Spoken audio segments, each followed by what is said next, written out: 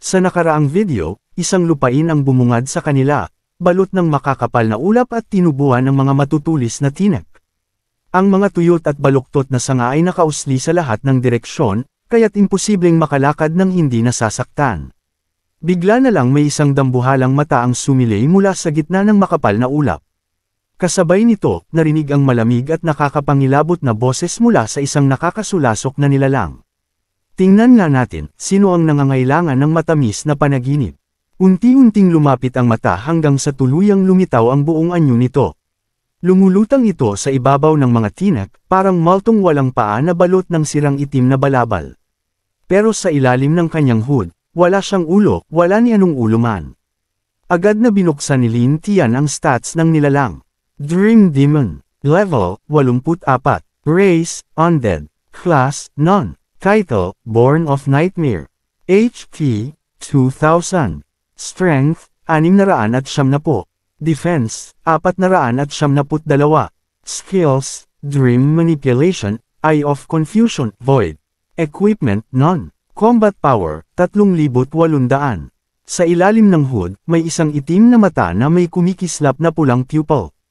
Ang mga braso nito'y maninipis at parang tuyot na sanga. Buong katawan nito'y naglalabas ng nakakalason na itim na aura. Tumawa ito ng kakaiba, parang maltong kamakalabog sa hangin. Aba, ang man-eating eagle. Anong kailangan mo? Naghahanap ka ba ng magandang panaginip? At bakit ka naman may kasamang goblin? Lumapit si Lin Tian at kalmadong nagsalita, nandito ako para mag-alok ng isang kasunduan. Maari kitang gawing Southern Lord. Ang kapalit lang, gamitin mo ang kapangyarihan mo para kontrolin ang mga panaginip ng iba. Pagkarinig ng salitang Southern Lord, agad na lumipad ang Dream Demon palapit. Ang mata nito'y halos damaykit sa mukha ni Lin Tian. Isang mababang uri na goblin tulad mo, nangangahas na ialok sa akin ang ganoong titulo. Sumingit si Man-eating Eagle, may halong pang-aasar, yung lizard na hindi mo natalo sa loob ng ilang taon. Tinamba lang niya, natigilan ang Dream Demon. Hindi niya inaasahan yun, pero dahil si Man-eating Eagle ang nagsabi, naging interesado siya. Pagkalipas ng ilang sandali ng katahimikan, bigla siyang tumawa ng malakas at baliw na tawa. Haha, ngayon interesado na ako. Sige, sabihin mo, kaninong panaginip ang gusto mong pasukin? Wala namang engrande, sagot ni Lin Tian, isang tao lang. Pwede sakin yan, sagot ng Dream Demon, kasabay ng muling pag-alingaw ng kanyang nakakakilabot na tawa sa madilim na kagubatan. Lumapit si Man-eating Eagle at bumulong kay Lin Tian, babalik na ako sa Great Tomb para iulat ito. Pero seryoso ka ba talaga sa paggawa sa kanya bilang Southern Lord? Huwag mong maliitin ang Dream Demon. Natalo mo yung lizard, pero kapag naging Lord na siya, makakakatawag siya ng napakaraming nightmare creatures. Kapag nakaharap mo siya sa totoong laban, baka ikaw pa ang matalo. Habang papaalis na si Man-eating Eagle, biglang tinaas ni Lin Tian ang kamay. Sandali lang, Lord Man-eating Eagle. May naisip akong bago. Dahil sanay na si Man-eating Eagle sa mga taktika ng goblin, agad niyang naramdaman ang balak ni Lin Tian. Lin Tian, babala niya, spirit type being ang Dream Demon. Hindi mo pwedeng i-devour ang kapangyarihan ng isang espiritu. Kapag pumalpak yan, wala na tayong tsansa sa kanya. Pero hindi sumagot si Lin Tian. Sa halip, tahimik niyang muling binuksan ang stats ng Dream Demon. Totoo nga, hindi maaaring ma-absorb ang innate ability ng isang espiritu. Pero hindi siya ordinaryong goblin. Meron pa siyang isang natitirang skill, Mutation Merge, isang bihirang abilidad na nagbibigay daan para i-absorb ang pisikal na bahagi ng kalaban at isama ito sa sarili niyang katawan. Kapalit nito, tataas ang physical stats niya. Pero malinaw na sinabi ng system, innate skills at abilities ay hindi naipapasa, tanging raw attributes lang. Napangisi si Lin Tian, isang normal na goblin, hindi mangangahas sa ganito. Pero siya, iba siya, lumapit siya sa Dream Demon na parang kaibigan. Ipinahiwatig niya na gusto niya pang mas maunawaan ang powers nito para ma-maximize ang synergy nila. Nagsimula silang mag-usap tungkol sa kasunduan. Walang kamalay-malay ang Dream Demon, natuwa pa ito at sinimulan ang paliwanag. Ang kapangyarihan daw ng dream manipulation ay nagmumula lang sa kanyang mata. Sinumang tumingin dito sa mata ay agad napapasailalim sa kontrol nito. Tanging ang mga taong may matatag na willpower at may kakayahang malaman na nananaginip lang sila ang pwedeng makawala sa kontrol nito. Pagkarinig ni Lin Tian, malamig siyang tumawa. Haha, tignan natin kung mas matalim ang panaginip mo, o ang talam ng aking blade. Walang pag-aatubili, sumugod siya na parang kidlat, may hawak na dagger sa kamay. Pero agad gumamit ng Void ang Dream Demon, isang kakayahan ng mga spirit type na nilalang na ginagawa silang immune sa anumang physical na atake. Maliban na lang kung magic ang sandata, hindi sila masasaktan. Biglang sumigaw si Man-Eating Eagle, huwag. Huwag kang tumingin sa mata niya. Pero huli na, nagkatinginan na sila. 3 pares ng mata ang nagtagpo. Aktibo na ang skill ng Dream Demon, Eye of Confusion, na kayang hipnotismo ang kahit sinong target at ilagay ito sa ilalim ng kontrol sa panaginip. Isang nakakasilaw na pulang liwanag ang lumabas mula sa dambuhalang mata ng demonyo at tumama diretso sa mata ni Lin Tian.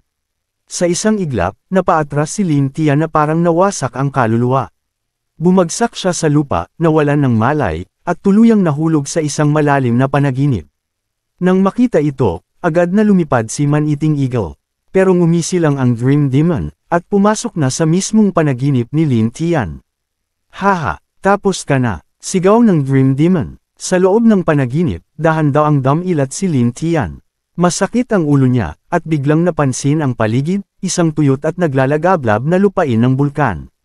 Sa di kalayuan, gumuguhit ang init sa hangin, at parang pagan ang bawat hinga niya. Pawis ang bumalot sa katawan niya, parang ulan. Napatingin siya sa paligid, gulat na gulat. Anong kalokohan to? Nasaan ako? Isang bulkan. Walang ibang tao. Lava lang sa ilalim ko. Biglang yumalulong ang bulkan sa malayo. Sumabog ang bunganga nito at lumabas ang gininto ang lava. Isang malaking tipak ang bumagsak sa harapan ni Lin Tian. Humihiyaw ang lupa sa init habang bumalot sa kanya ang puting usok, parang sinusubukang lunurin siya. Napakainit, pakiramdam niya na tutunaw na ang buong katawan niya. Sa langit, tumawa ng malakas ang Dream Demon. Matapos mong subukang patayin ako, dito ka mamamatay, sa sarili mong panaginip. Pero bago pa siya makatapos sa sasabihin niya, isang arrow ang lumipad mula sa kung saan at bumaon diretso sa katawan niya. Napasigaw siya sa sakit. Hindi, paano mo? Nabaling ang takot sa mata ng Dream Demon. Mula sa lava, lumabas si Lin Tian, walang galos, walang paso. Yung teknik mo, pwede siguro sa iba. Pero hindi sa akin, malamig na sagot ni Lin Tian. Kung mahina ang loob ko, baka naniwala ako na patay na ako. Baka nalubog ako sa walang katapusang panaginip ko. Pero yan lang ba ang kaya ng dream manipulation mo? Maganda nga siyang skill. Walang alinlangan, tinawag ni Lin Tian ang isang asul na apoy at inihagis ito sa Dream Demon. Ang apoy na iyon ay partikular na nilikha para sunugin ang kaluluwa. Naghiyaw ang Dream Demon sa matinding sakit. Hindi niya maintindihan kung paano siya natatalo sa mismong mundo niya. Nagsimulang gumuho ang buong eksena. Naitapon silang dalawa pabalik sa totoong mundo. Sunog at halos hindi na makagalaw ang katawan ng Dream Demon. Pagdilat ni Lin Tian, agad niyang hinugot ang fire element bow niya at pinakawala ng sunod-sunod na arrow. Hindi pa nakakabawi ang Dream Demon para muling gumamit ng Void. Tinamaan siya ng sunod-sunod. Binalot ng apoy ang buong katawan niya. Ngayon, sugatan at hindi makatakbo, nagsimulang magliyab ang Dream Demon. Napapasigaw siya sa matinding paghihirap habang kinakain siya ng apoy. At sa mismong sandaling iyon, sumugod si Lin Tian na parang hayop. Sinunggaban niya ang Dream Demon at kinagat ng paunti-unti hanggang maubos, buhay pa ito habang nilala pa niya. Pagkatapos noon, nakuha ni Lin Tian ang skill na Dream Control. Nagsimulang magbago ang katawan niya. Lumaki ang kanyang mga braso, napilipit ang anyo nito. Isang pulang mata ang bumukas sa gitna ng kanyang palad, kumikislap, parang nagbabaga. Ngayon, kaya na niyang kontrolin ang panaginip ng iba at hilahin sila sa mundong siya mismo ang may likha. Nanatiling nakatayo si Man-Eating Eagle, natigilan sa takot. Sa dami ng nakakatakot at kakaibang nilalang na nakita niya sa buong buhay niya, wala pa siyang nasilayang tulad nito. Pagkatapos makuha ni Lin Tian ang Dream Manipulation skill, tinapos niya ng malamig at walang pag-aalinlangan ang buhay ng Dream Demon at tuluyang winakasan ang buhay nito. Ang nakakatakot na tagpo ay nagpagulat pati sa Man-Eating Eagle na nakamasid. Dahan-daw ang ibinuko ng agila ang kanyang mga pakpak, lumipad sa ere, saka dumausdas pababa sa harap ni Lin Tian. Lin Tian, ayos ka lang ba? Tanong nito, may halong pag-aalala. Hindi ko akalaing makakaligtas kapag katapos kang tamaan ng kapangyarihan ng demonyong yun. Akala ko hindi ka nababalik. Punong-puno ng paghanga at takot ang tingin ng man-eating eagle habang nagpatuloy, ang Lizard Lord, hirap na kalabanin ang demonyong yun. Naalala ko pa nung huling beses siyang lumitaw, lahat ng tao na baliw, naging mabangis, pinatay kahit sino sa paligid. Ngumiti lamang si Lin Tian, kalmado ang malalim niyang mga mata. Okay na ang lahat, wala na tayong dahilan para manatili pa rito. Sa pagkakataong ito, napakalaki ng nakuha ni Lin Tian. Hindi lang niya napanatili ang kanyang posisyon bilang Lord, nakuha rin niya ang isang bagong skill, isang kapangyarihang kayang baguhin ang takbo ng hinaharap. Walang patumpik-tampak, tumingin siya sa man-eating eagle. Dalhin mo agad ang balita sa Great Tomb. Mula ngayon, si Gobushan na ang bagong Lord. Tumango ang man-eating eagle at nangakong aayusin ang lahat sa Great Tomb. Matapos ang pamamaalam, bumalik si Lin Tian sa kanilang tribo. Gusto niyang agad baguhin ang alaala ni Alice para hindi siya umatake pag nagising. Sa mga oras na ito, unconscious pa rin si Alice. Halos naubos ang lakas niya, at sa kauna-unahang pagkakataon, para bang naramdaman niya ang katahimikan. Nakahiga siya, ang mapanuksong katawan niya ay parang nabalot ng pangamba, halatang bangungot ang bumabagabag sa kanya kahit sa tulog. Dahan-daang lumabas si Lin Tian mula sa anino. Hindi na siya nag-aksaya ng oras. Diretsong inactivate ang dream manipulation. Sa isang iglap, unti-unting naging itim na usok ang katawan ni Lin Tian at pumasok sa isipan ni Alice. Sa loob ng panaginip ni Alice, lumitaw si Lin Tian sa kalangitan ng isang bayan ng tao. Sa ibaba, nagkakagulo ang mga tao sa isang plaza, sigawan sa galit.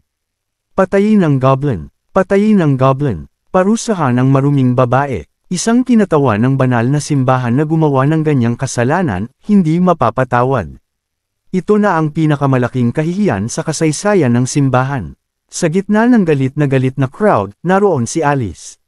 Suot ang isang maduming nightgown, magulo ang buhok, at lupaypay sa lupa. Nagulat si Lin Tian, hindi niya inasahan na ito ang panaginip ni Alice. Pero agad niyang naisip na, ito na ang perpektong pagkakataon para baguhin ang iniisip nito. Naalala niya ang sinabi ni Alice noon, pinilit daw siya ng mga tao sa bayan na patayin ang goblin na ipinanganak niya. Pero tumanggi siya, gusto niyang bayaran ang kanyang kasalanan, hindi patayin ang sariling anak. Habang patuloy ang paninisi ng mga tao kay Alice, biglang may gintong liwanag na lumitaw sa langit, nakuha ang atensyon ng lahat. Mula roon, lumitaw si Lin Tian na nag-anyo bilang isang makalangit na nilalang. Balot siya ng liwanag. Sa likod niya, may 3 na pares ng pakpak ng anghel at isang halong na kumikislap sa tuktok ng kanyang ulo. Nakatingin siya pababa sa mga tao. Pagkakita ng crowd sa kanya, agad silang lumuhad, sabay-sabay na sumigaw. Ang Diyos ay bumaba, ang banal na nilalang ay dumating. Pagpalain kami ng mga Diyos. Sa wakas nakita na namin ang banal. Lumuhad ang lahat sa sobrang paniniwala. Punong-puno ng pagkamangha ang mga puso nila. Pero ilang sandali lang, muling bumaling ang crowd kay Alice. Isa siyang kalapastanganan. Nilapastangan niya ang mga banal na batas. Parusahan siya, wasakin siya, Diyos ko. Patayin siya, hindi mapapatawad ang kanyang kasalanan. Ang sigawan ng crowd ay parang libo-libong matutulis na kutsilyong nakaumang sa leeg ni Alice. Unti-unti siyang umatras, takot na takot. Biglang, naglaho ang lupa sa likuran niya, isang malalim na bangin ang bumukas, at wala na siyang matakbuhan. Hindi alam kung anong gagawin habang papalapit ang galit na mob, napaluhod si Alice. Tumangis siya, nagmamakaawa, banal na nilalang, iligtas mo ako, patawarin mo ako. Sa sandaling iyon, marahang iginalaw ni Lin Tian ang kanyang kamay. Bigla na lang tumigil ang buong paligid, parang huminto ang mismong oras. Ang lahat ay nanatiling nakatigil, tanging si Alice lang ang nakagalaw. Isang banal at makapangyarihang tinig ang umalangaw sa hangin. Banal na dalaga, Alice, alam mo ba ang kasalanang nagawa mo? Nanginginig, lumuhad si Alice at muling napaiyak. Pinatay ko ang mga dapat kong protektahan. Ngunit umiling si Lin Tian. Ang pagpatay sa mga sundalo ng imperyo, ang pagkamatay ng mga kasama mo, maliit na bagay lamang ang mga iyon. Basta't matahimik mong iluwal ang anak ng goblin at tanggapin ang lahat, patatawarin kita. Sa narinig, nabigla si Alice ngunit may halong tuwa. Banal na nilalang, ibig sabihin, may iba pa ba akong kasalanan? Itinuro ni Lin Tian ang crowd, malamig ang kanyang tinig. Sila ang tunay na demonyo.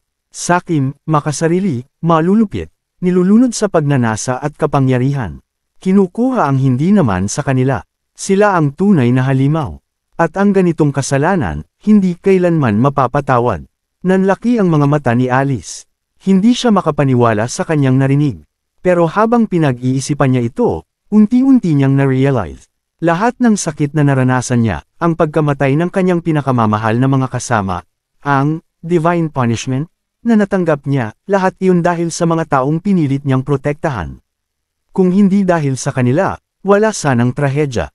Hindi ba sila nga ang tunay na demonyo? Sa loob ng panaginip, muling tumingin si Alice sa paligid. Ang dati inosenteng mga mamamayan ng bayan ay unti-unting nagbago, naging nakakatakot na mga halimaw. Dumagsa sila palapit kay Alice, handang umatake. Kasabwat ka ng goblin. Isunog siya ng buhay. Ihain siya sa mga goblin. Patayin. Pagpira-pirisuhin. Ayalay siya sa banal na nilalang. Sa sandaling iyon, ang kalungkutan sa mga mata ni Alice ay napalitan ng matinding galit. Ganap na siyang binalot ng manipulasyon ni Lin Tian. Mga demonyo kayo, sigaw niya. At ang mga demonyo, dapat pinupuksa. Sa iglap na iyon, lumitaw sa kamay ni Alice ang kanyang banal na espada. Walang pag-aalinlangan, sumugod siya sa gitna ng mga halimaw. Nagsimula ang isang mabangis na pagmasakit. Ang malamig na liwanag ng kanyang espada ay nagkalat sa bawat direksyon. Ang mga halimaw ay nagsisigaw sa sakit, nagtatangkang tumakas, pero wala ni isa ang nakaligtas. Ang dugo'y rumagasa sa ilalim ng kanyang mga paa, parang ilog ng dugo. Si Alice, balot ng dugo, nakaupo sa gitna ng mga bangkay, hinahabol ang kanyang hininga. Ngunit kung tititigan mong mabuti, ang mga bangkay, ay bumalik sa dati nitong anyo, mga ordinaryong tao. Para bang muling naulit ang eksena sa City of Light. Banal na nilalang, bulong ni Alice, pinatay ko ang masasama, at ang sarap sa pakiramdam. Ngumiti si Lin Tian ng marahan, patuloy ang panunukso. Gusto mo lang naman silang ipagtanggol. Pero kailan ka ba nila ipinagtanggol? Noong bumagsak ka, sila ang unang dumurog sa iyo. Kung hindi sila mga demonyo, ano sila? Habang umuugong ang kanyang nakakabighaning boses, unti-unting lumino ang paningin ni Alice pero wala ng kabanalan. Ang naiwang liwanag sa kanyang mata ay napalitan na ng kadiliman at pagkabulok. Tumigil siya sa pag-iyak. Dahan-daang iniabot ang kamay kay Lin Tian. Banal na nilalang, naiintindihan ko na. Ang kamay na iyon, ang kanyang unang hakbang patungo sa walang hanggang bangin ng kadiliman. Isang kislap ng kasiyahan ang sumilay sa mga mata ni Lin Tian. Magaling, mula ngayon, koksain mo ang lahat ng demonyo. Mabilis na nagtanong si Alice. Paano ko muling makakamit ang aking banal na kapangyarihan? Kahit bumagsak na siya sa dilim, nanatili pa rin sa puso niya ang pagnanais ng kapatawarang makalangit. Tumigil saglit si Lin Tian bago sumagot. Kapag ang lahat ng demonyo ay nalipol. Bukod pa roon, tulungan mo ang lalaking nasa tabi mo. Siya ang aking sugo, isinugo upang parusahan ang mga demonyo. Tandaan mo ang mga sinabi ko. At sa pagwawakas ng kanyang mga salita, gumuho ang buong panaginip, iniwan si Alice sa walang katapusang dilim. At mula sa sandaling iyon, si Alice ay ganap ng naging isang fallen angel. Maraming salamat sa panunood. Kung nagustuhan mo ang video, huwag kalimutang mag-like, mag-subscribe, at i-click ang bell icon para updated ka sa mga bagong kwento.